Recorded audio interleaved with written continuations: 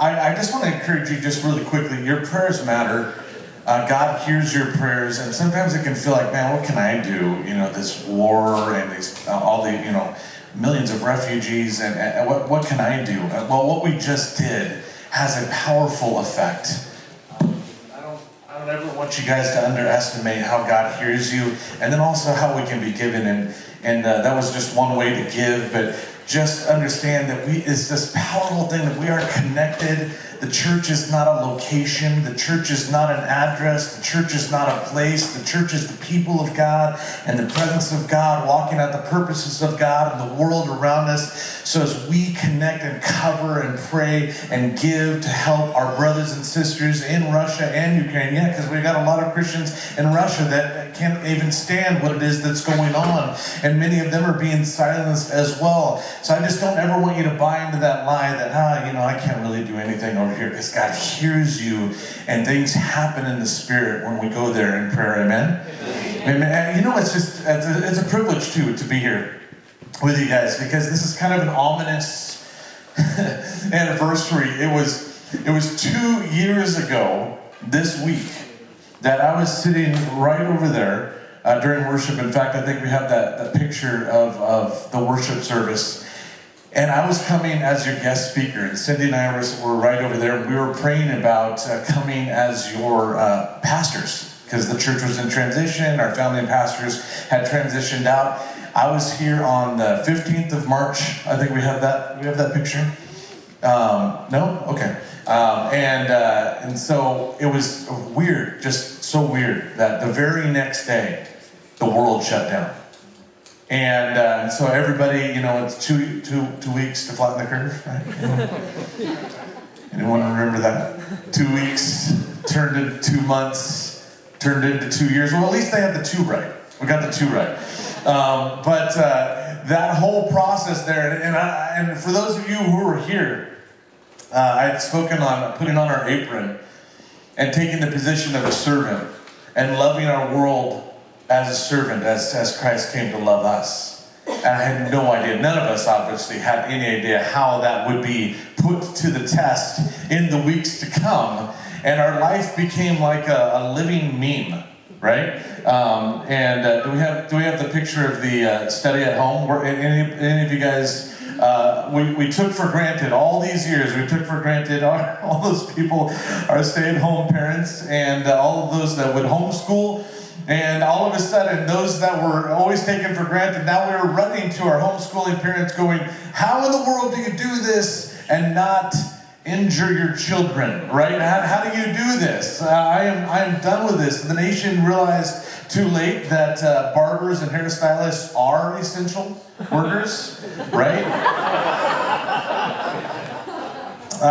Pastors, all of a sudden, we had to realize that we had to learn how to talk to a screen. By the way, welcome to those of you who are joining us online right now. But for a long time, I love hearing your laughs. I love hearing your amens. And then all of a sudden, it's like for months, I'm talking to a camera. It was so bizarre. And then the 4 stages of quarantine. Cindy loved me even after I gained my COVID-19. She loved me even though I should have quarantined myself from the refrigerator. But when you're home all the time, right? It's just there. It's just like so convenient. And I needed to lock down that fridge. But I did it. And I don't know if you experienced this with your spouse if you're married, but all of a sudden you're now with each other 24/7 with no breaks whatsoever. And for introverts, you guys were super happy because then you don't have to talk to anybody and you just get to be by yourself. But for an extrovert like me, I'm literally like calling up random people that I have in my phone. I'm not even sure how I know them. I'm just going, hey, how's it going? What are you doing right now? What did you watch on Netflix lately? I just need some social interaction, right? And all of these things that we had to learn to love through and give through and serve through, all of the canceled plans. Even when we came 3 months later and we had our first gathering here at the Father's house on Father's Day, this church was shut down for over 3 months. Then we spent the rest of that year out there in the parking lot most of the time. There was lots of back and forth and should we, shouldn't we, all of that kind of stuff. And yet, through all of it, you guys loved and gave and served. And you're here today in the strength and unity of the Spirit. I have nothing but absolute gratitude that God would honor our family to be able to go through this craziness with you. You know, I think in some ways we're bonded tighter than if we had taken the church in normal times, because we were in the trenches together. You guys, we went through stuff together that none of us had ever lived through before. And I think in some ways that's a good thing, because now we can look at each other and go, hey, if we can get through that, we can get through anything. We can love through anything. And that's what I've seen in you. Your love and your care, your sincere care for our neighbors, for our friends, for each other, for our community, it has shown through you through these last 2 years. And so even as we're talking about the attribute of love, as we continue our Imago Dei series, the image of God, who has God made me to be? Answering that important question. God is love. And in fact, it says that here at the top of your notes. If you want to follow along, we got paper notes on the tables. We also got on our app. But it says here, 1 John 4, 7 through 8. You guys want to read this with me? Ready? Dear friends. Go. Dear friends, let us continue to love one another, for love comes from God. Anyone who loves is a child of God and knows God. But anyone who does not love does not know God, for God is love. We talked about holiness last week, and the two are actually quite connected. And it's important to understand that, because I think if you would ask the typical person in the world, how would you describe God? Most of them would describe, oh, God is love. But it's important to drill down on that, because we only have one word for love in the English language. But I think when people say God is love, it means God is going to agree with me and anything that I do or say, because He's a loving God. He's just going to be fine with it.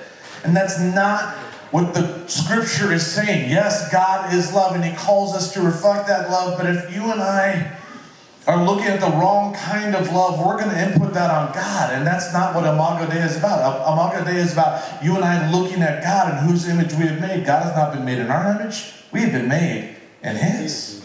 And it's important to understand, and this is kind of the key idea in this message today, that what we look at, we look like.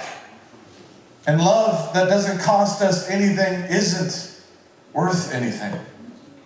Let me give you an example. Let's picture that you spent your entire life growing up looking in a broken mirror. You would think this is what you look like.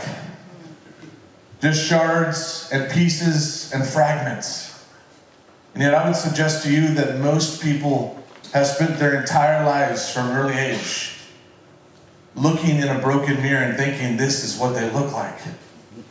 And maybe they learned from their parents that the only way you're going to get love is if you earn it.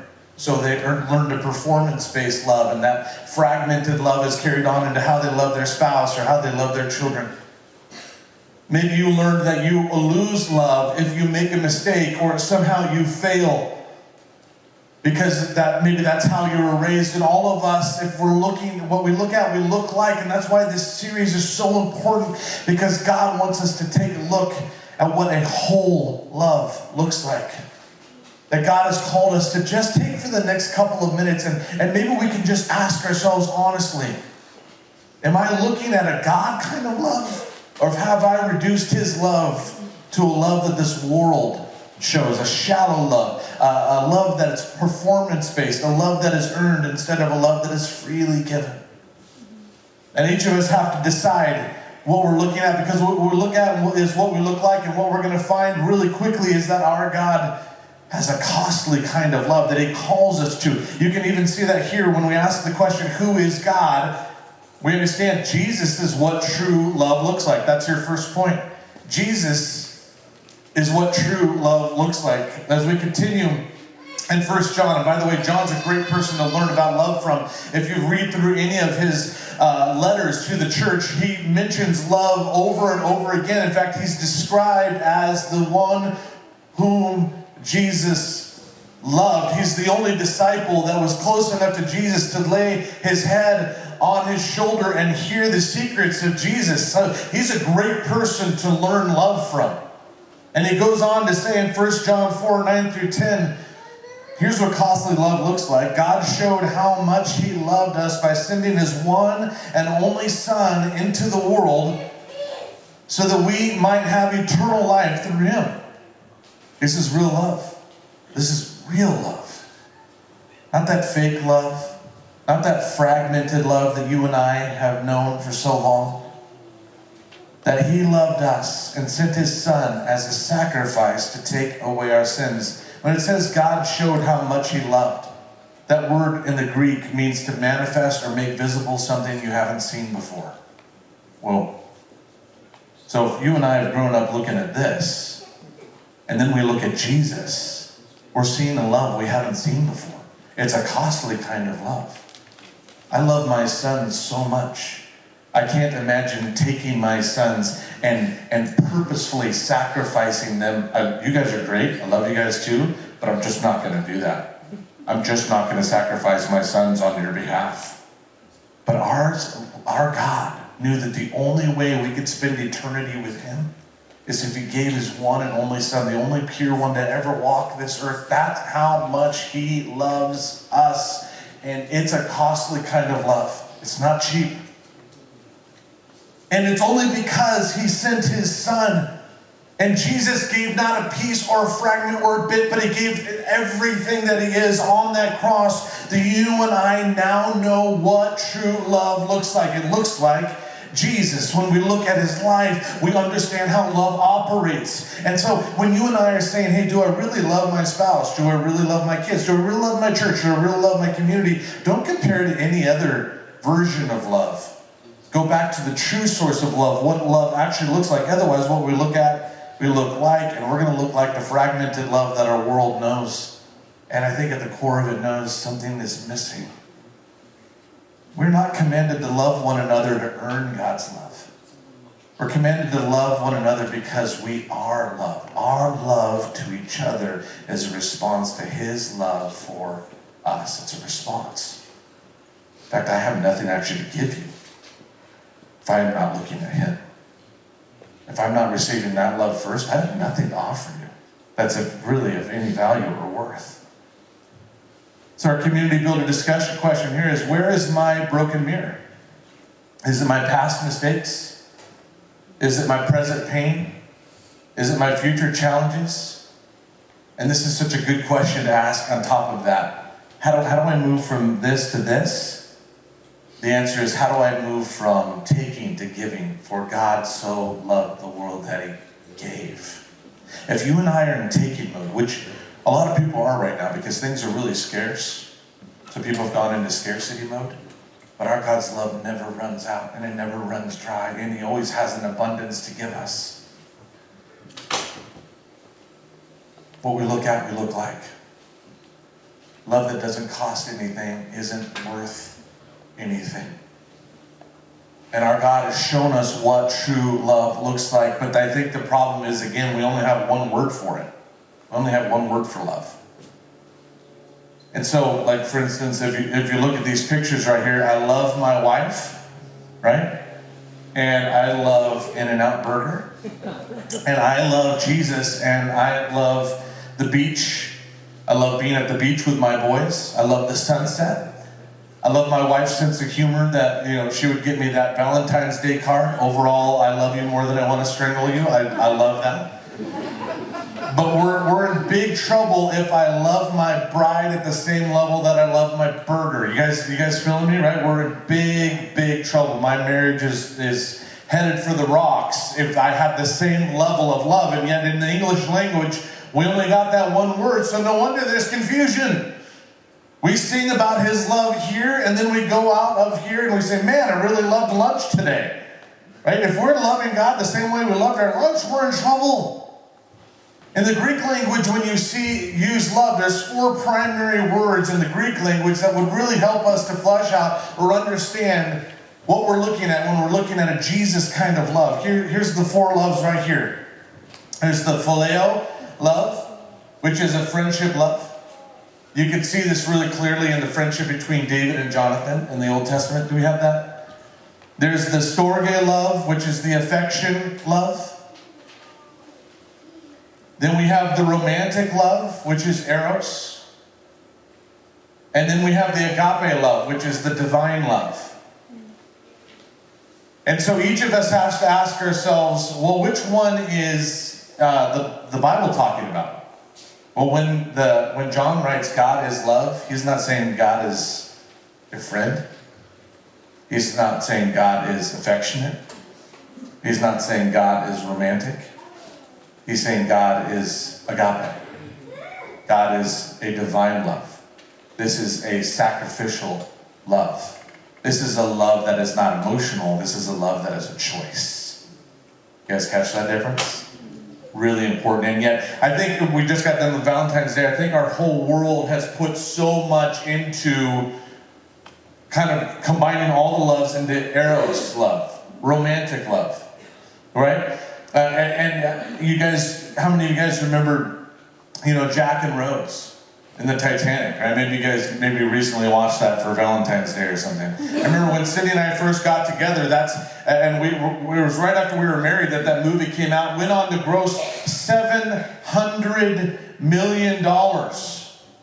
The top grossing romantic drama movie of all time, right? Near, far, wherever you are, I believe, and my heart will go on. Right? Some of you guys just immediately, you're like, Celine Dion, yes! Sing it out, right? We can picture them standing on the edge of the Titanic, right?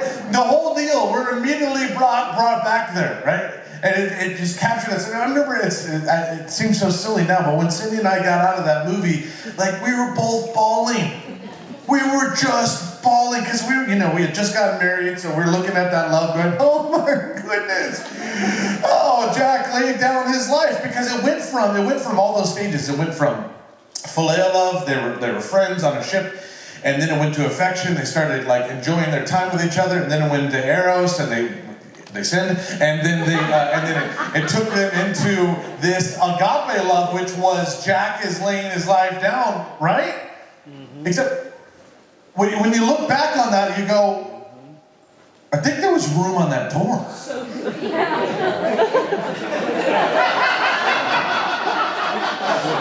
I mean, I'm no expert. If Jack was my size, yeah, he would have definitely sunk it. But Jack wasn't mine. He was like half my size. Guaranteed that skinny little dude could have gone on right by, but no, what, she needed her, elbow room? What's the deal, Rose? You could have made room for Jack. There was room on that door. And that's what I'm saying is every good love story actually borrows from the ultimate love story. Jesus is the door. Jesus made room for you and I by laying his life down for us. And the reason why our hearts come alive when we look at even Jack, as silly as that seems, laying down his life so that Rose could live, we understand there's something in there that makes something in us come alive, because that's the kind of love that God has called us to, an agape kind of love. A love where we're willing to lay our lives down for each other. Who is God? Jesus is what true love looks like. Who am I? Secondly, Jesus' love restores and requires. Jesus' love restores and requires. I love that John was present for this beautiful moment in John chapter 21. I love that he was in earshot so that he could record this amazingly intimate conversation between Jesus post-resurrection and Peter, who had fallen hard. Most of us understand the story of Peter.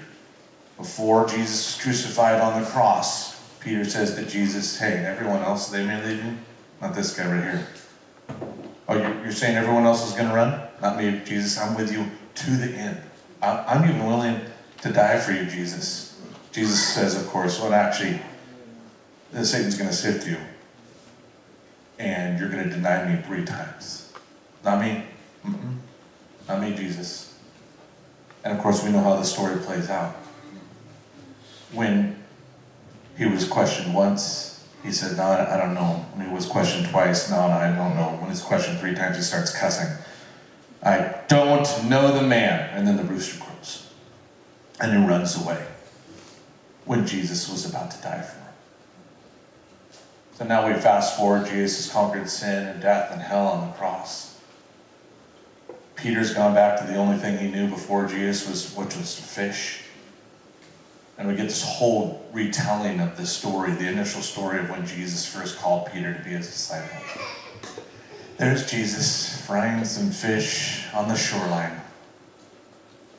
And Peter comes up to him. Can you just imagine how he felt? Here he is doing the thing he said he would leave behind. Here he is after he did 3 times what he said he would never do. Even if every other disciple failed you, I would not. And instead of Jesus giving him the look, instead of Jesus giving him the cold shoulder, Jesus says, hey, Peter, come over here. The rest of the disciples are over there eating. They brought their fish onto the shore. They're counting them. And I'm so glad John was an eavesdropper. So glad he heard this conversation. And I wonder if you've ever looked at it with the different Greek words for love. Because it really adds a whole nother layer to what Peter was communicating to Jesus. When they had finished eating, Jesus said to Simon Peter, Simon, son of John, do you love or do you agape me? Remember, that's that divine love, that sacrificial choice love. He says, yes, Lord, you know that I love, I phileo you.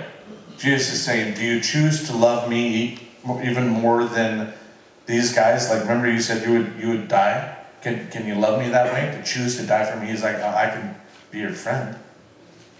I can be your friend. And so he says, okay, feed my lambs. Again, Jesus said, Simon, son of John, do you agape me? And he answered, yes, Lord, you know that I phileo you. You know that I can be friends with you, but it's clear I wasn't able to do the agape love. I wasn't, when I was supposed to lay my life down for you, I was afraid, I was ashamed, I denied you. Jesus said, take care of my sheep. The 3rd time he said to him, Simon, son of John, do you phileo me? Okay, now Jesus is coming to where he's at. He's like, okay, you can't get to agape. Let's start right there. Let's start right where you're at. And Peter was hurt because Jesus asked him the 3rd time, do you love me? Do you phileo me? And he said, Lord, you know all things. You know that I love. I phileo you. You know that I want a friendship with you. I want a relationship with you. And he said, feed my sheep. And it adds just this whole nother layer to understand that we can't even love the way we're called to love without the Jesus love bringing us there. Peter had this eye-opening experience. It was the humility that Peter needed to come in, that I'm praying that you and I would come in right now. We can't even get to agape love, the kind of love that we're supposed to represent in the world around us, without receiving the agape love of Jesus first.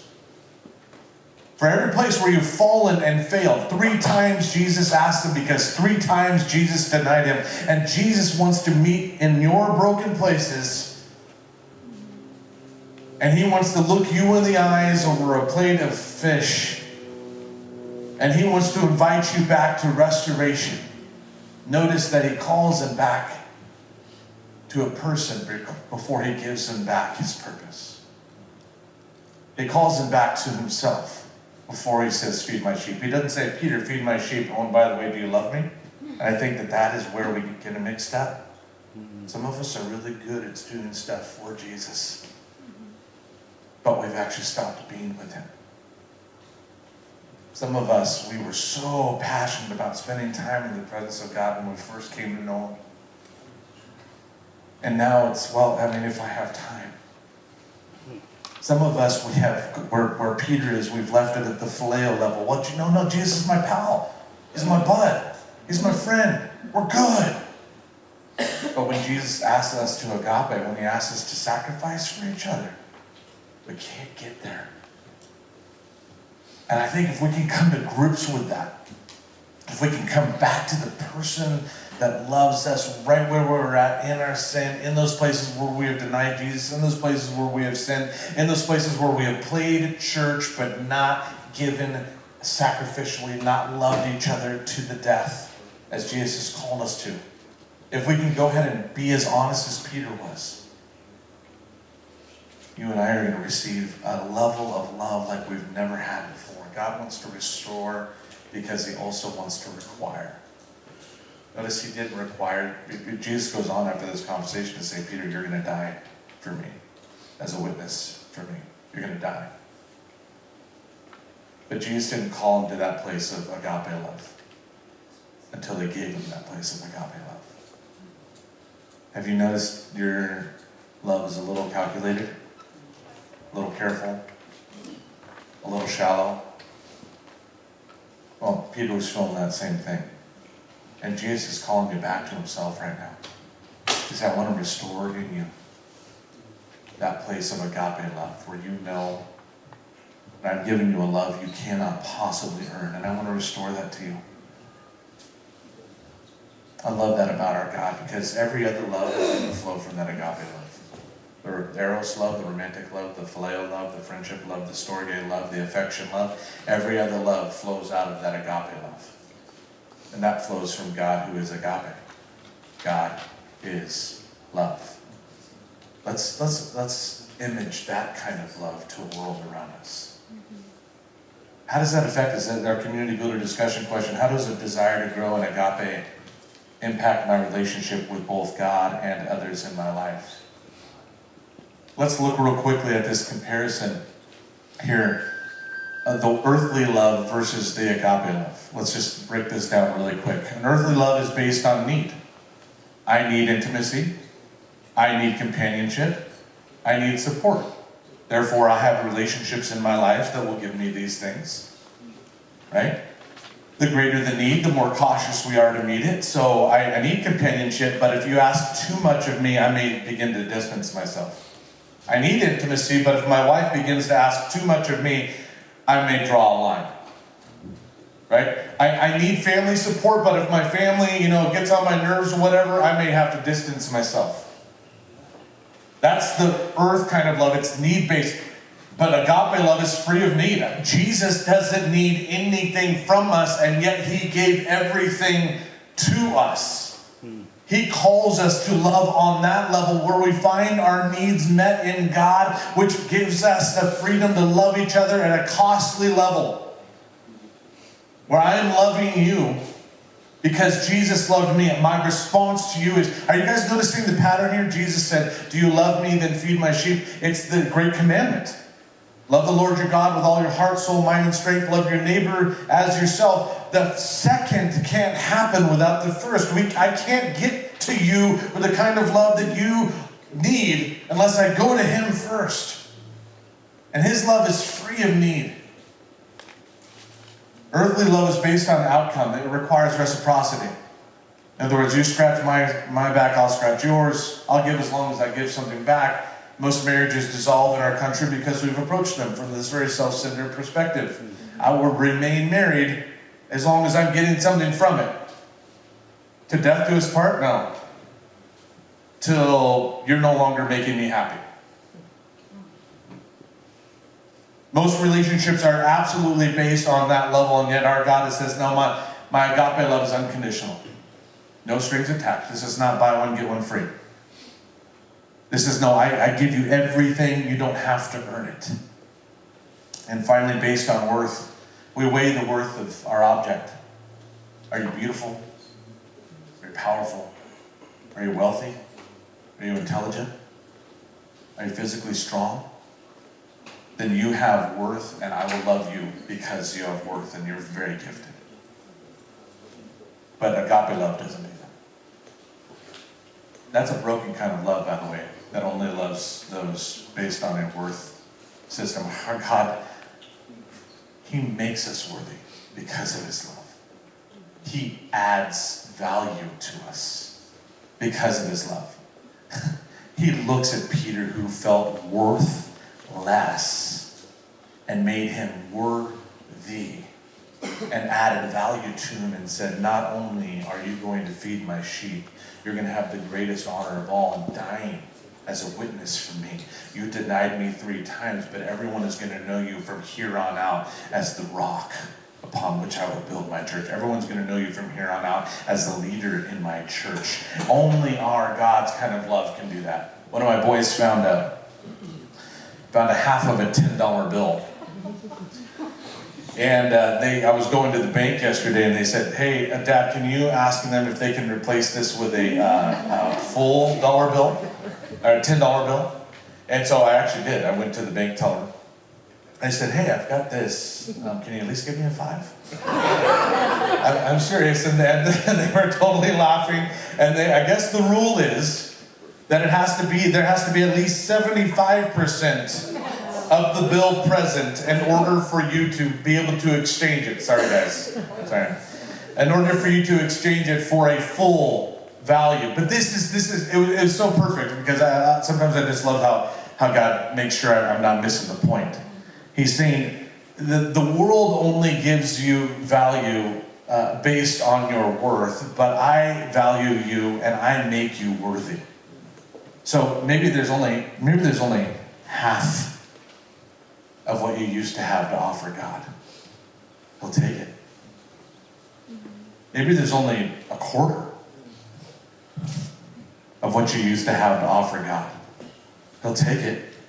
Maybe you've just got pieces, and there's hardly any value at all. The bank teller and your spouse and your friends and your family, they would say there's nothing of value there, but our agape love, God, he says, go ahead, bring it to me, lay it down here at the cross, watch what I do with it. Go ahead, surrender it, lay it down, just like Peter did. Do you love me? Because I add value and worth, and I make you whole and complete. And he doesn't just restore us to who we were before the world ripped us apart. He gives us eternal value. He gives us eternal worth. He speaks to us and says, you are worth so much so that my son died for you. That's agape love. What an exchange, right? We bring him our ripped, worthless life, and he gives us something that is worth so much more. That's agape love. That's what happens when we're looking at the right kind of love. So stop looking at the world's love. That's a broken mirror. That's a shallow example.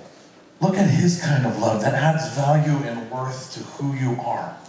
Love that doesn't cost anything isn't worth anything, and the love Jesus calls us to cost him everything. And as it turns out, he calls us to love the world in that same way. Who is God? Jesus is what true love looks like. Who am I? Jesus' love restores and requires us, here's the third part, to lay our life down for each other. Who are we? A picture of fearless love to the world. There's a lot of fear going on in our world right now. I'm personally afraid of going to the gas pump. Anyone else? Anyone else experienced that fear? Right? Like I'm riding that needle. I'm riding that needle down, and then I'm rushing out to the gas pump because I'm afraid that if I don't fill up now, then next week it's going to be twice as much as it was last week. Right? Okay, I'm afraid of going to the grocery store. And believe me, I already spend most of my paycheck at the grocery store. Costco should have my name on the wall. I am their job security, the Burgess bunch. They should have like a special line just for me. But they don't. They don't have that. And now I'm going and I'm coming out spending twice as much and half as much. I'm coming out with half as much. I don't know, is anyone else experiencing fear like that? Right? And we're in this place now where just a couple weeks ago everyone was worried about pandemic. And now in light of the possible world war and flashbacks to the 80s of, a Cold War heating up and talking of nuclear bombs and all of this stuff. What we were worried about a couple weeks ago, that's like, who cares about that? Look what we're dealing with now. Look at this picture here. If you hold up the picture of the gas and the groceries, and then you hold it up next to this Ukrainian who's trying to save their child from getting bombed out, I wonder if that gives us a little bit perspective.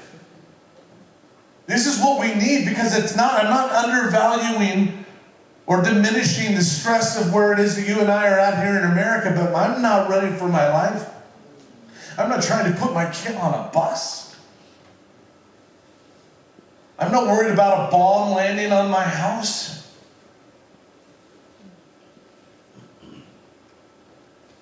We need a Jesus kind of love now more than ever.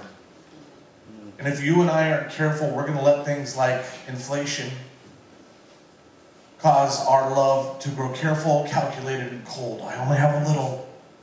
We're going to move from a generous mindset to a scarcity mindset, and that's why I want to have that picture up there so that I remember, hey, John, there's some people that are running for their lives right now.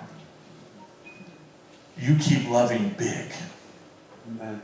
You keep loving with a fearless level of love, because that's what the world needs right now. Let's not react. Remember, our love is a response to a God who loved us.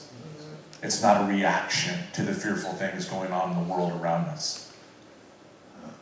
1 John 4, 11 through 12 says, "Dear friends, since God loved us that much, we surely ought to love each other. No one has ever seen God, but if we love each other, God lives in us, and His love is brought to full expression in us." Isn't that a beautiful phrase? God's love is brought to full expression through us if we love each other. So we start by receiving that agape love, that sacrificial, costly kind of love. But then we continue by showing that costly love to each other. This is what the world sees. This is what the world needs to see. And how is that? Because you and I, we're not playing church. We are the church. Amen. You and I, we're not just giving each other a nice Christian smile. No, we're finding out how we can lay our lives down for each other.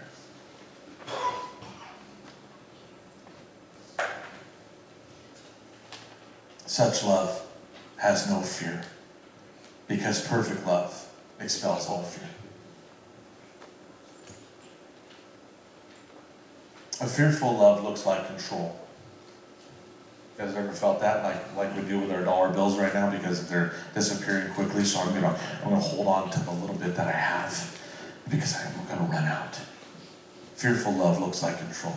A fearless love says, no, my God never runs out. In fact, what I have came from Him in the first place. He's a never-ending resource. The more I give, the more He gives to me.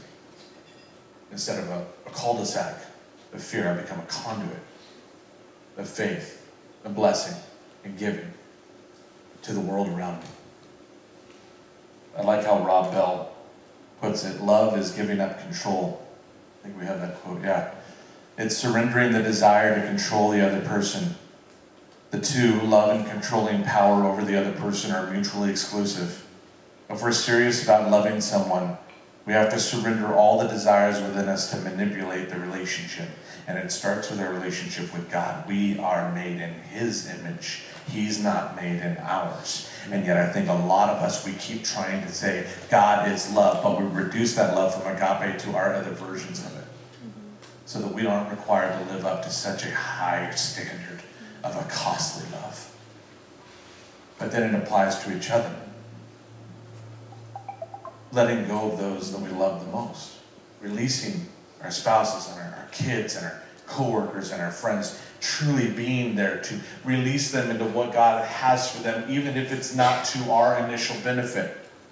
Even if it doesn't seem to serve our ideas of what it is we wanted them to do. Some of the best advice we ever got when Cindy and I were in pre-marriage counseling was my counselor looked at me and said, John, your job is to fulfill God's vision in her, not the other way around. It's not to get her to do what you want.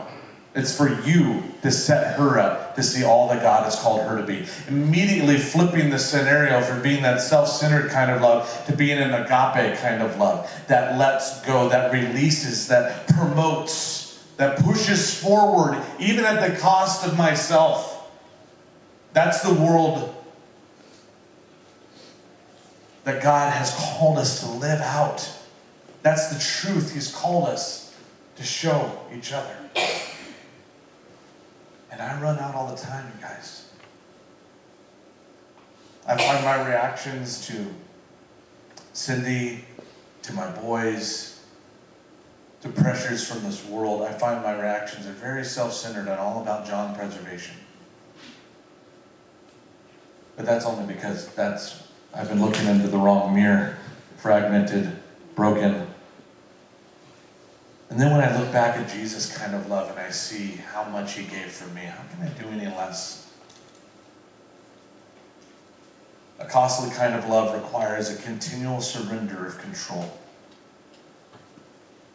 So what's the world seeing in us? A love that's trying to control out of fear, or a fearless kind of love that's surrendering, that's giving, extravagantly generous. And you guys are. You guys are extravagantly generous. And I wanted to close out our time as I'm trying to do over the next couple of weeks. We're in our 40 days of community. So it's that 40 days of fasting that's leading up to Easter Sunday. And our challenge here has been to, fast what God's asking you to give up, but one day a week, feast. Feast with somebody that you don't know. Give yourself some time to get together with some people, maybe in the church, maybe at work, maybe your neighborhood, that you don't really hang out with. And use that time once a week to build relationships.